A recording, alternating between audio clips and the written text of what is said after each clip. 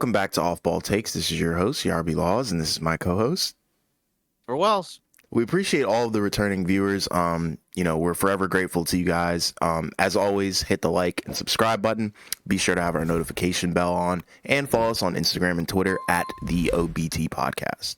So I guess for our first topic of the day, we basically have over the past couple of days, right, especially starting early in the morning, I believe, Friday morning? Friday, Yeah, Saturday morning?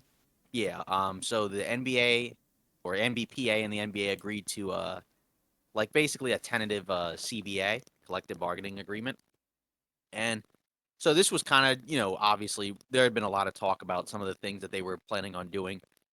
So here's kind of like a little overlay of a lot of the things that they added.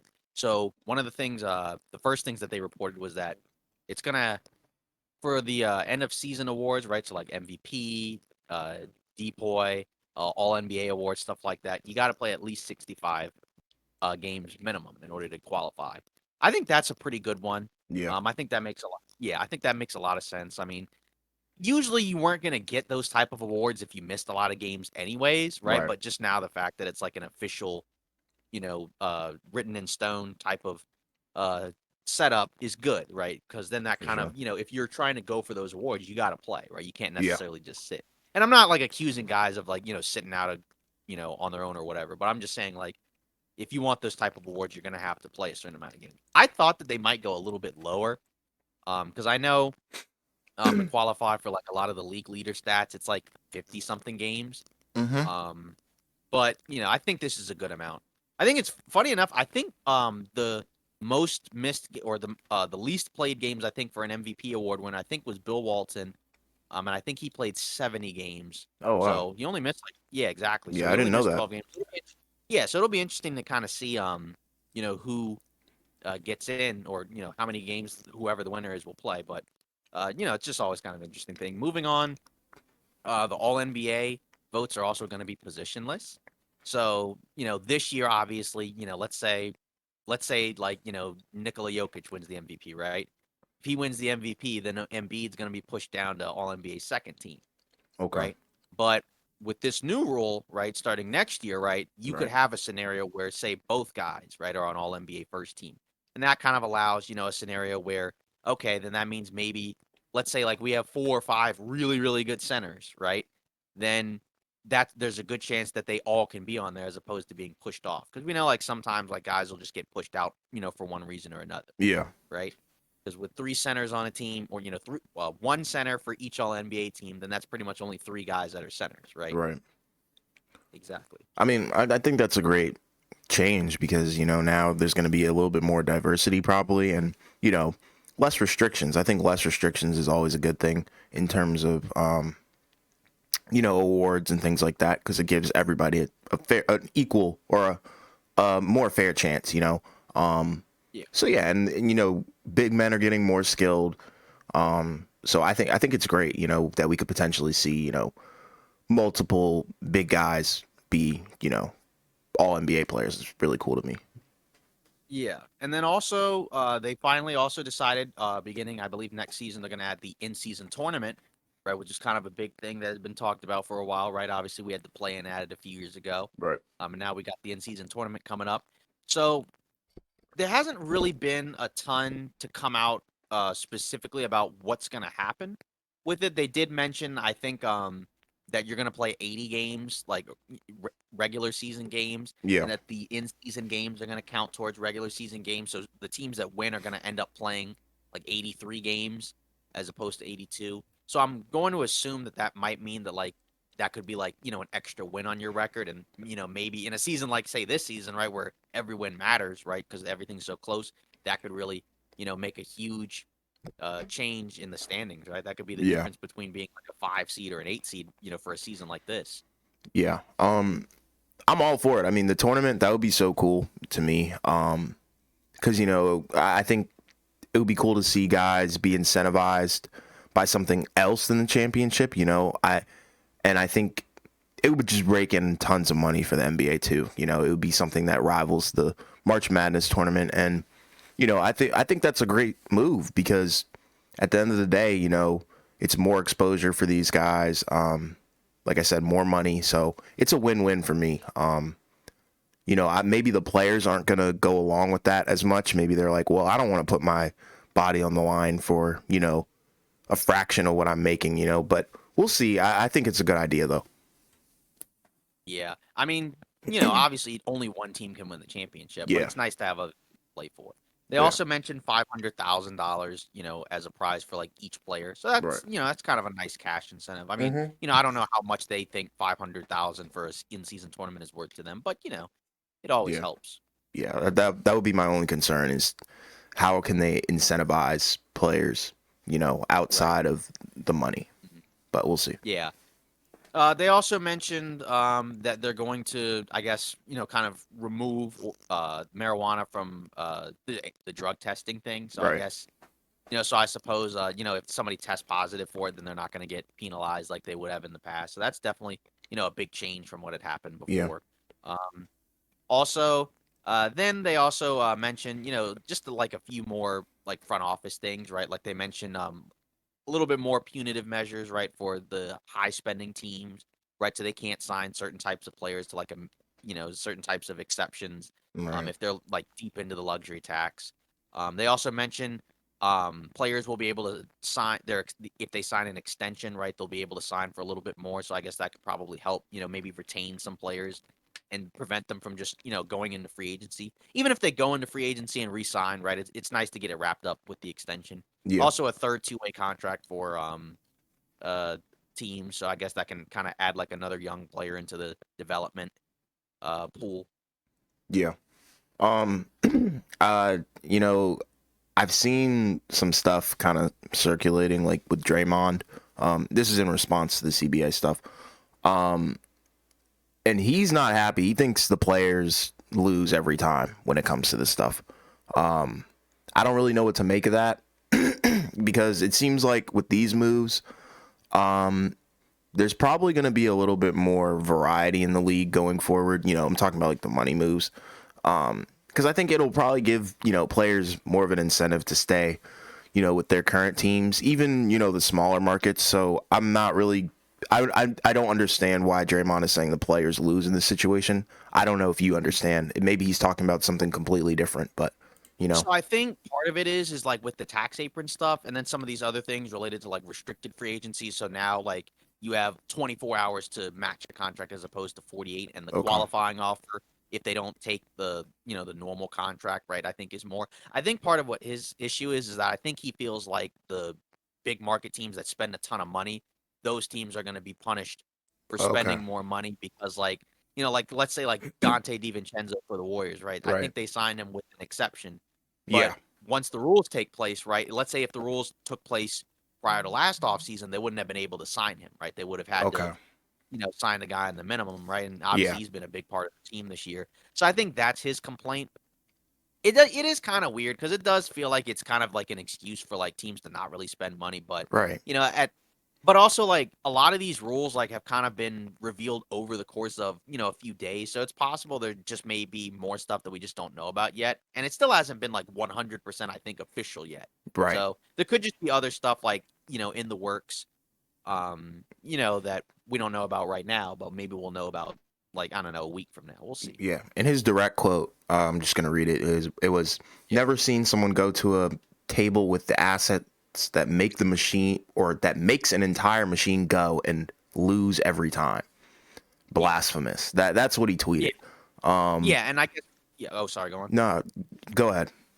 Yeah, and I guess for like a team like Golden State, where a lot of the players that they added, like Steph, Clay, and Draymond were drafted, right? I guess that's also Right. kind of the issue for them because it's like we did the right thing where we drafted guys, Homegrown and talent. developed them. We're paying them, right? But yet we're getting penalized. I guess that's the issue there. Yeah. Um, but I don't know because, like I said, I'll just have to, I guess withhold my judgment sort of until we actually see what happens, right? Because And that yeah. could happen, but it may not. And I'm also thinking about But it. I do understand the situation. Yeah. Mhm. Do you think that like maybe there's like a personal thing going on with this? We don't want to assume anything on the podcast, but Like with Draymond?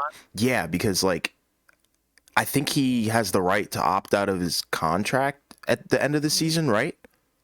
Yeah, I So think he has a player option. with them potentially increasing the luxury tax or, making it harsher or whatever, do you think Yeah. that could be something that's driving it? Because it's like it's Yeah. probably going to be harder for the Warriors to sign him, right? Yeah, yeah. Well, I guess he would opt in. Yeah. But if he opts in, right, and then they're like deep into the tax, right, then they couldn't sign, I guess, certain types of exception players. Right. So you'd have to kind of bank on a guy being okay with taking a minimum contract to join Yeah. Golden State. And I'm sure there are guys that will be, right, but that also still kind of lowers, the pool of guys that are available, right? Because some guys will be okay with the minimum contract, and then other guys would probably prefer a little bit more. Right. Um, so maybe that, yeah. So I'm sure that has something to do with it. And again, I think they have the biggest payroll in the league, Yeah, right? for sure. So yeah, so if those type of rules affect any team, it's obviously going to be teams like them, Right. um, or a team like say the Clippers, right? They have a huge payroll too. Right. Yeah. I Yeah, love talking about like this kind of stuff. Because it's a pretty good reminder that the NBA is still a business at the end of the day, and business first. So I love to see it, right. but Yeah. yeah, it's all good stuff. Yeah, and then also like I guess to kind of put a bow on that point, right? Yeah. So for the last stretch of things that they mentioned in the CBA, they also mentioned the players having the ability to invest in NBA teams or even Mm-hmm. like WNBA teams. Mm-hmm. I think they also mentioned being able to like invest in sports betting, right? Okay. And cannabis companies, right? Things like that, or be like kind of like an endorser, sponsor type. Right. So those are kind of interesting, right? Because again, that's more opportunities, for wealth.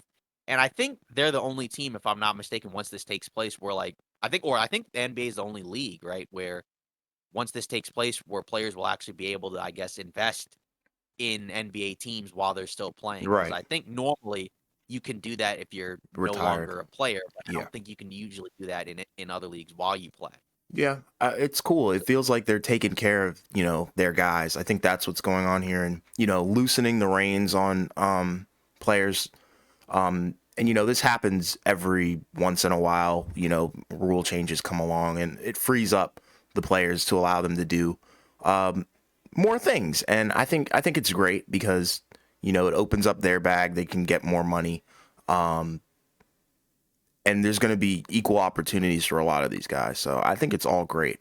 Um, but in regards to the only thing that I already told you this before the podcast started, but the only thing we were concerned about was the sports betting thing. But, we got clarification on the language. So they're not going to be, betting on themselves, obviously. That's not what it means. They're going to be able to be, the face of a company, be endorsed by that company. Yeah. Yeah, I think yeah, because I have seen a lot of complaints online from people where they don't necessarily like, some of the aspects of it. And again, like when these things first come out and the way they're reported, it's usually reported like, in short sentences, not a ton of detail. Right. So, like you said, when you mentioned the language of how it's reported, that's really important Yeah. because, obviously, say when guys like Shams, Karani, or Woj, right, when they report things, obviously they can't necessarily always report things, with a paragraph of text, right? Like Right. usually when they get that information, they first put it out through tweets, and they usually have the story come out later.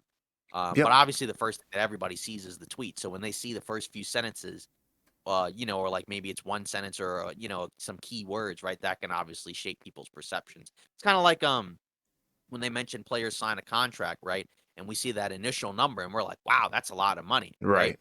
But that's a horrible contract, right? But then later they might report, the last 2 years are like non-guaranteed, right? Or they might, or like Yeah. the contract is like front loaded, right? Where Yeah. it goes down over year by year, right? Like say Jalen Brunson, I think his is front loaded, right? When he got his initial contract, a lot of people were like, wow, that's a lot of money for that guy, Right. right? But contract was front loaded, so he's getting paid less per year, or less each year, and he's already playing really well. So now it feels like that's a really good contract for him Oh because yeah, he's, for playing sure. at a high level, and he's gonna get paid less, as the seasons progress, right? And Yep. if he's still really good, right, that's gonna be all of a sudden a high value contract, especially as the salaries gonna continue to go up year by year, which we know they are, right? Especially once they get that new TV deal, probably in the next few years. Yeah, I've completely forgot about that too. That's wild. Exactly. Yeah. Um, so I guess moving on, kind of into our next topic, we got Nick Nurse, right, head coach for the Toronto Raptors. He said some stuff recently, right, that's kind of causing a lot of concern. with a lot of people, right? I mean, basically, he kind of put out that it seems like he may not necessarily be sure whether or not he comes back next season, right? Yeah. Yeah, I think he said, yeah, he basically said he will take a few weeks to see where I'm at, after the season before Right. deciding if he will continue coaching.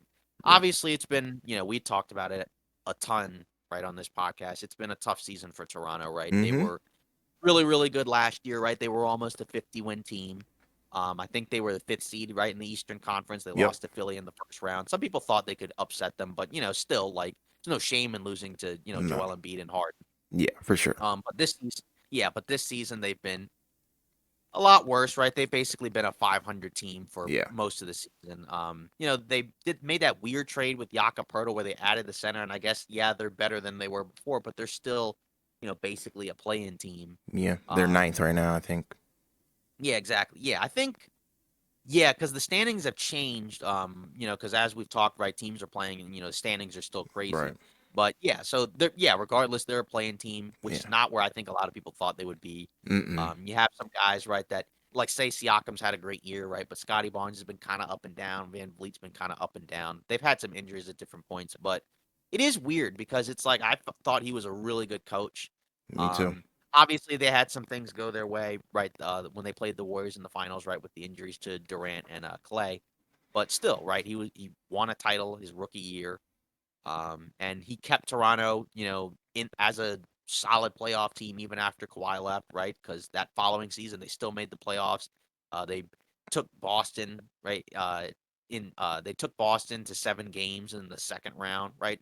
So without Kawhi, basically a pretty similar team, right? I think that's a pretty solid second season. Then they Yeah. missed the playoff the following year, right? When they played in Tampa, right? But I kind of give that a little bit of an excuse just because you Right. didn't play at all in your normal arena, right? And then obviously last season they were pretty good. Yeah. So it's just kind of weird. But again, I know there's been a lot of stories about him not getting along with guys, maybe guys not necessarily buying in, but I don't know. It would be really Development issues too. bizarre. Yeah, like I could maybe understand like if they just decided to let him go and he went and like I would think he would go somewhere else. I'd be kind of surprised if he just took time off like from coaching altogether because I feel Yeah. like he's a really good coach and I just feel like the roster's just been kind of just a weird roster. I don't think it's necessarily all on him. Yeah. I mean, what do you think? Yeah, I think it's definitely a combination of everything. I don't think it's just on the head coach. He definitely plays a factor into it. If you can't get your guys to believe in you and run the system that you want in a functional way, then yeah, that's a problem. But it goes both ways. And he had an interesting quote. Basically the back end of what you were saying. He said it's been 10 years for me now, which is a pretty good run. I don't know, over those 10 years, we've got to be up there with number of wins for anybody in the league. I don't know what it is, but we've had a lot of good seasons. And I think he's absolutely right. Yeah. I really thought he was a top coach in the league for a long time. But I don't know. I'm very confused by it.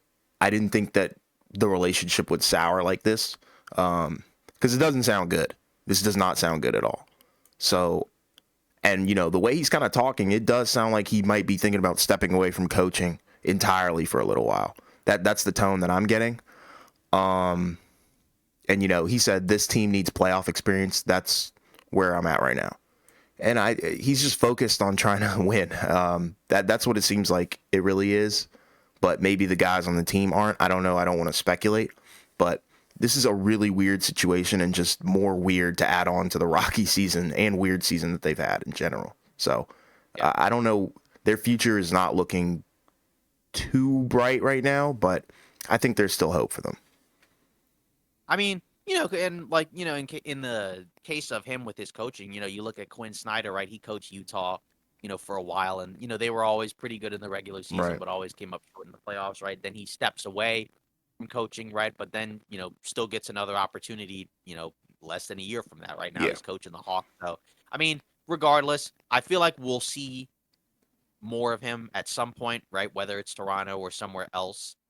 But I definitely would be shocked if he completely stepped away from coaching and just didn't Yeah. coach again. I think if it's not here, it'll be somewhere else because I For think sure. he's certainly good enough to coach, some other NBA team. Yeah. Um, So I guess now we're gonna move on into some draft stuff. We haven't really talked a whole lot about it, Yeah. but as the college season wraps up to a close, right? We thought we would probably get into some of the prospects. Obviously, this is your floor, Yeah. as the resident draft expert here, right? So let's kind of get into some of these big names. Which guys are impressing you? Yeah, like you said, this is kind of my forte. I'm pretty big into college basketball, but I'm gonna kind of base this off the tournament. I don't, I think Wemby kind of takes the crown as number one. Yeah, He's like the unicorn of the flock. Like, he's just one of a yeah, kind, I think. Um, Now, personally, I'm gonna say one thing about Scoot. I think he personally, for me, he's fallen a little bit, just because he didn't. I think he was recently shut down. Correct me if I'm wrong. I think yeah, he was recently yep, shut down. yep. So that's not a good sign. Yeah, Um, I think personally, not sorry to cut off. I no, you're think good. personally that might have been more of a decision, maybe to just make sure he, doesn't get hurt. Right, for sure. But Um, I don't know. yeah, that's good insight to it. But with that, I think if it's a protection thing, then I don't think his stock's going to change. But if it's not a protection thing, then I don't know how to look at that. But I will say people who surprised me, Brandon Miller, he's the freshman from Alabama Crimson Tide. He's really good. Yep. He had a good tournament run. He was hurt for a little bit, and he had some personal off the court issues. I'm sure you all know. Don't need to really talk about that. But yeah, I think he can probably go top three. I think he can definitely go top three. And he did struggle during their March Madness run, but he bounced back in the game before they got eliminated. I can't remember who it was against, but he definitely like lit up the court with that. Then a couple other people. I'm not going to mention the Thompson brothers. I think because they didn't play in March Madness. They're on the elite overtime elite or whatever. So I'm not going to mention those guys. But Jerice Walker.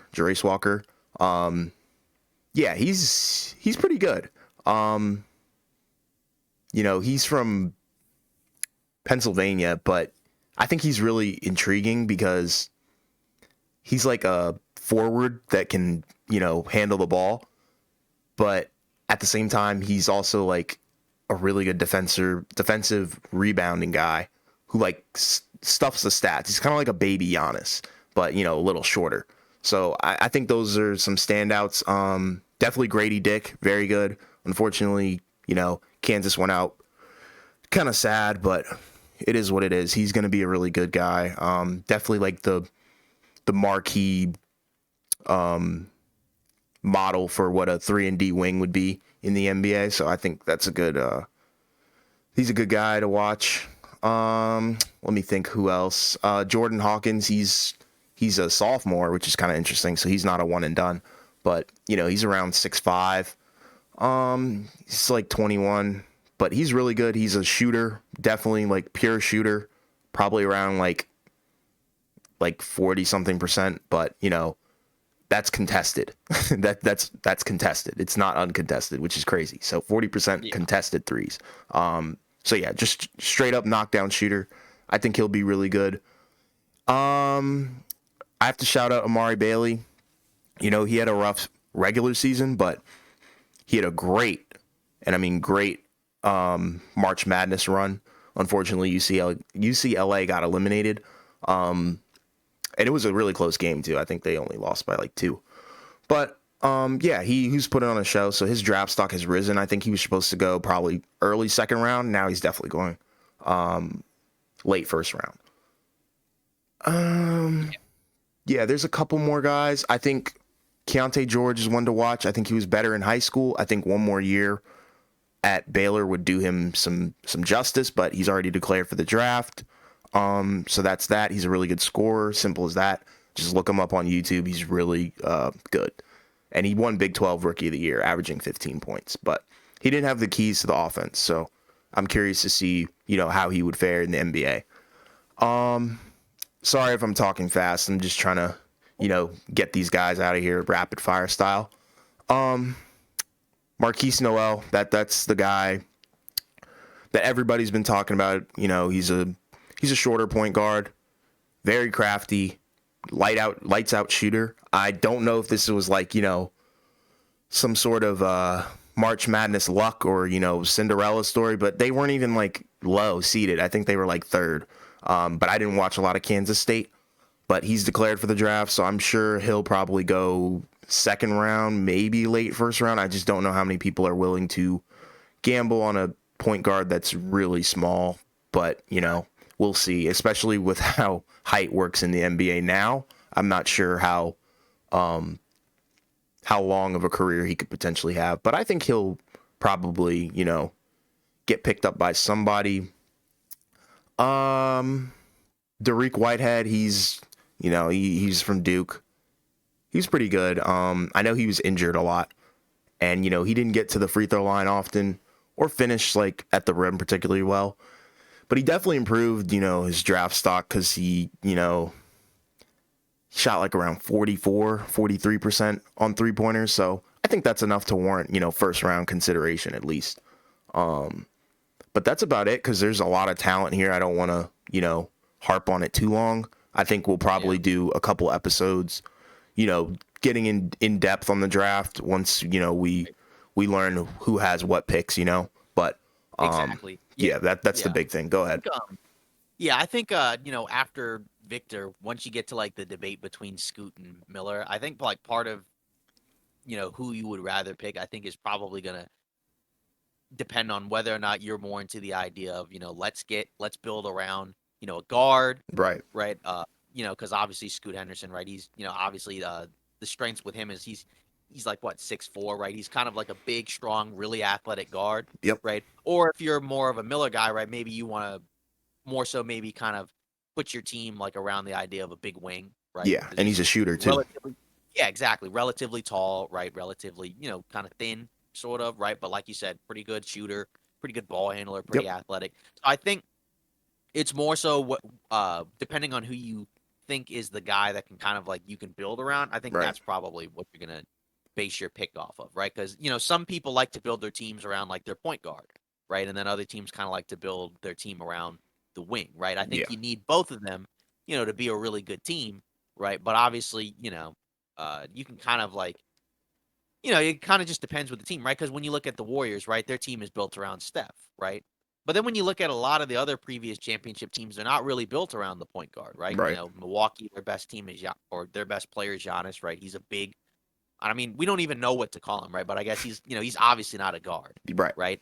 LeBron, obviously, when the Lakers won, he's a wing, right? Toronto, Kawhi, he's a wing.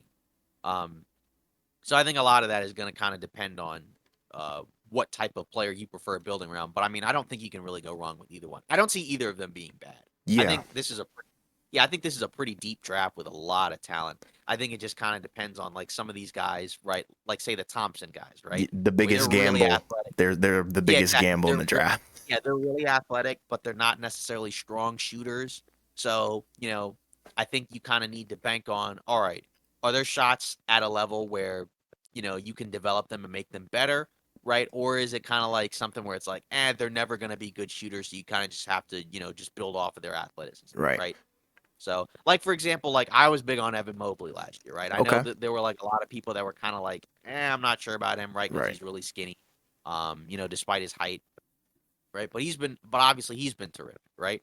Um, Very crucial. obviously he's not really a strong outside shooter, right? So that's obviously a concern, right? Because and it's just not just that he's not like a great outside shooter, but he's like what in the 20s. That's Yeah. not necessarily super ideal, to start off as a young player, right? Because it's Especially one at that thing, volume too. exactly, yeah, it's one thing, yeah, exactly. It's one thing if you're like 30%, right, as a rookie, Right. right? But if you're like, 25 or lower, right, as a rookie, that's kind of a concern. And then obviously, like, for Mobley, he's in his second year and he's still kind of in the 20s. So you Yeah. almost kind of wonder maybe he's just never going to be a good 3-point shooter, right? So hopefully that doesn't happen with the Thompson brothers, right? Because, Right. obviously they're guards, right? Or, guard forward. So, what you're asking out of them is completely different, right? You don't necessarily have to have your bigs be able to be super strong 3-point shooters, but you kind of need your ball handlers to be good outside shooters. For sure. So I think there's a lot of guys here. It just kind of boils down to, where do they go, and who can kind of get the most out of these guys? Because I think sometimes we've kind of seen with young players, right, where maybe the team that drafts them is probably the worst situation they could be in, Yeah, and then there's other situations where they get drafted by a team that's completely perfect for them. We'll just have to kind of exactly. wait and see. And like you said, we'll talk about it more as we get closer to, like say the draft lottery, so that way we Yeah, can kind of know who has what pick, and all that other exactly. good stuff. Because But I we just didn't kind want of wanted, to, yeah, I didn't want to harp on it too long, especially since there's so many guys out there too. But yeah, and there'll be more. yeah, oh yeah, it's gonna be Yeah, crazy, especially once exactly. you start hearing about the workouts and stuff like that. That's gonna be fun to hear about too, Yeah. and And actually, speaking potential of, injury yeah, stuff, that and all the medical records and stuff that comes out. yeah, So there could be exactly. people that fall and rise. So Right. it's really cool to watch.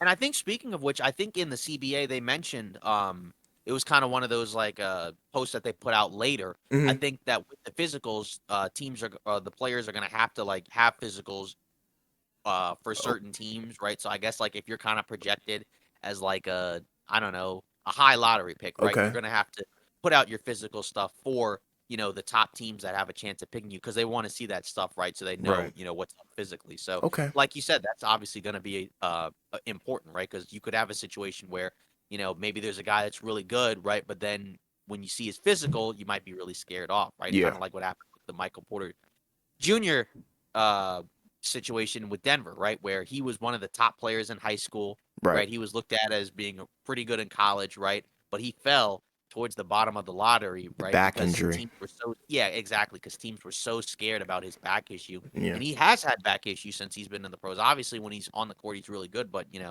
it does kind of feel like, you just kind of wonder what's up with a lot of these situations. So yeah, just we just wanted to throw these draft scenarios out there because we just thought yeah. it'd be kind of cool to talk about as we get closer to the end of college basketball.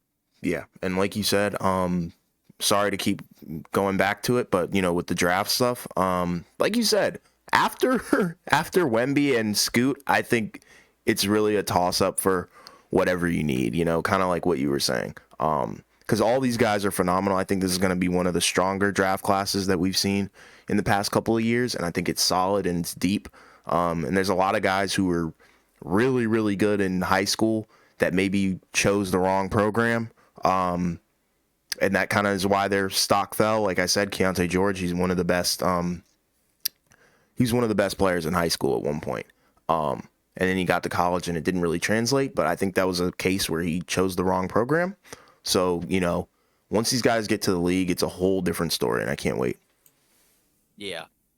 So I guess kind of to wrap up with just a kind of a quicker or just a single news segment here. So if you didn't know, over the weekend, right, LaMarcus Aldridge, he retired, right? Yeah, Obviously, he had a terrific career. I think kind of one of the more I think underrated players in NBA history, right? He for came sure. into the league, as a power forward, right, as a really good scorer, offensive player, right? Obviously, he Yeah, had the signature turnaround, mid-range jumper.